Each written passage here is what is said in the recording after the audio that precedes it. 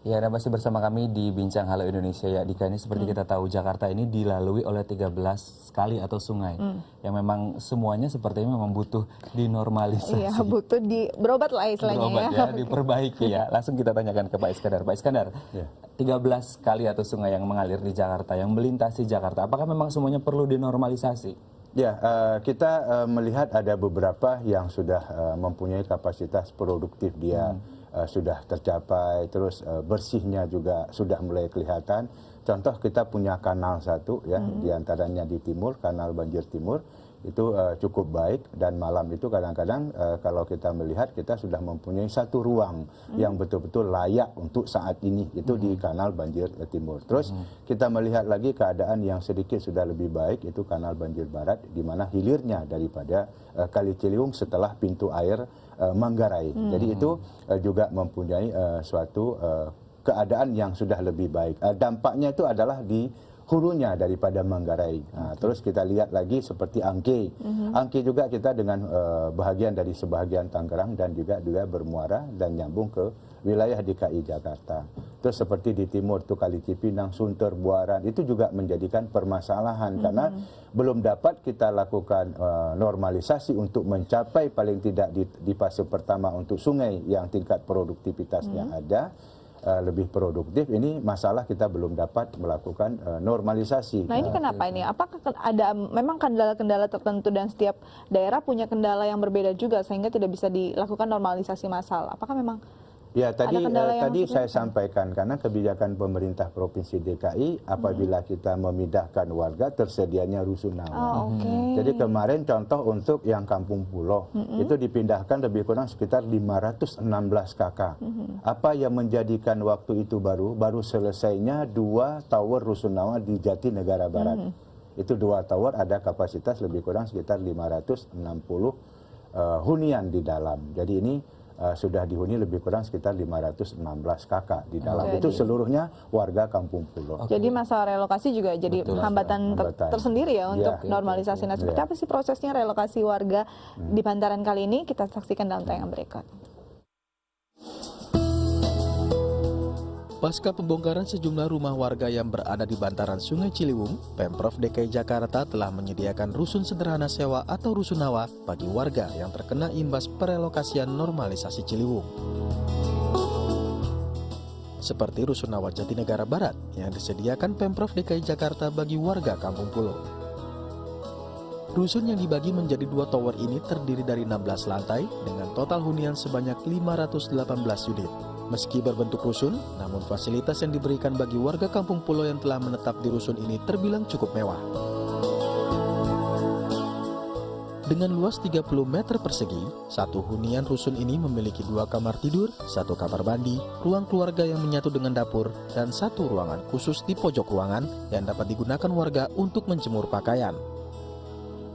Tak tanggung-tanggung, rusun Jatinegara Barat ini juga dilengkapi dengan lift dan kamera CCTV di tiap lantainya. Sedangkan warga Bukit Duri yang terkena imbas dari pengerjaan normalisasi Sungai Ciliwung akan direlokasi ke salah satu rusun yang berada di Jakarta Timur, yakni Rusun Cibesel atau Cipinang Besar Selatan. Meski tak memiliki fasilitas lift dan CCTV, namun Rusun Cibesel dianggap cukup nyaman dan aman karena dijaga oleh 6 petugas keamanan dan 8 petugas kebersihan yang bertugas di kawasan Rusun Cibesel. Untuk biaya sewa di 1 unit Rusun Cibesel pun terbilang cukup murah. Untuk hunian rusun di lantai 1 dikenakan biaya sebesar Rp234.000, lantai 2 Rp212.000, lantai 3 Rp192.000, lantai 4 Rp173.000, dan lantai 5 Rp156.000. Baik, kita lihat sebenarnya lebih tertata, lebih bersih juga, dan akses kendaraan juga lebih dekat ya Pak ya sebenarnya ya. Jadi mungkin harus dipikirkan baik-baik untuk bisa direlokasi lah ya. Ya. Kita kalau berbicara tentang rusunawa kan berarti ada sistemnya Pak, entah itu pengundian dan mungkin Bapak lebih paham tentang itu. Nah kemudian bagaimana sistemnya dan syaratnya apa? Karena kita tahu di bantaran Kali Ciliwung katakanlah itu banyak pendatang. Emang harus pakai KTP Jakarta atau seperti apa? Ya, selama ini yang kami lihat, karena ini fungsi ada di pemerintah Provinsi DKI, tapi selama ini kami juga ikut bersama-sama. Di dalam hal yang sudah ada, yang sudah pernah dilakukan, itu adalah melakukan registrasi. Setelah itu dilakukan dengan syarat-syarat ketentuan, diantaranya punya KTP, dan istilahnya memang warga di situ, terutama KTP Jakarta. Setelah itu disepakati jadwal untuk pengambilan nomor undian rumah. Jadi istilahnya tidak bisa diminta, ini saya di lantai 1 atau di lantai 2 di kamar nomor ini. Bisa aja istilahnya, ya tadi istilahnya peruntukan.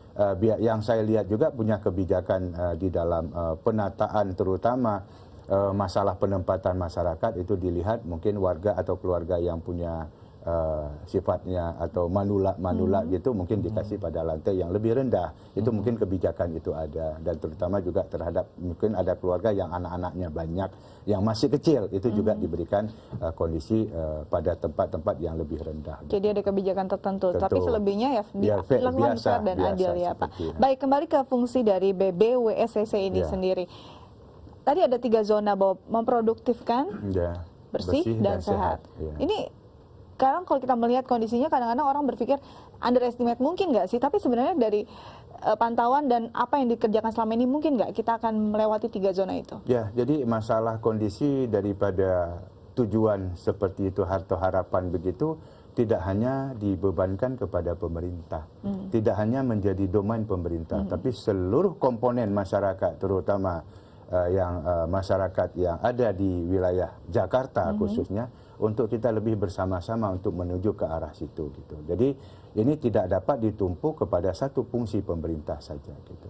Jadi memang tidak hanya dari BBWSCC yang bisa menjaga fungsi kali, juga masyarakat juga diharapkan bisa melakukan hal serupa ya. Seluruh komponen yang ada. Seluruh komponen, dan sukses terus, semoga banyak hal yang bisa dilakukan dan tidak banjir ya tahun ini ya Pak ya. Mudah-mudahan. Terima kasih untuk kedatangan di Halo Indonesia. Baik pemirsa, kita masih punya banyak informasi menarik, tetap bersama kami di Halo Indonesia.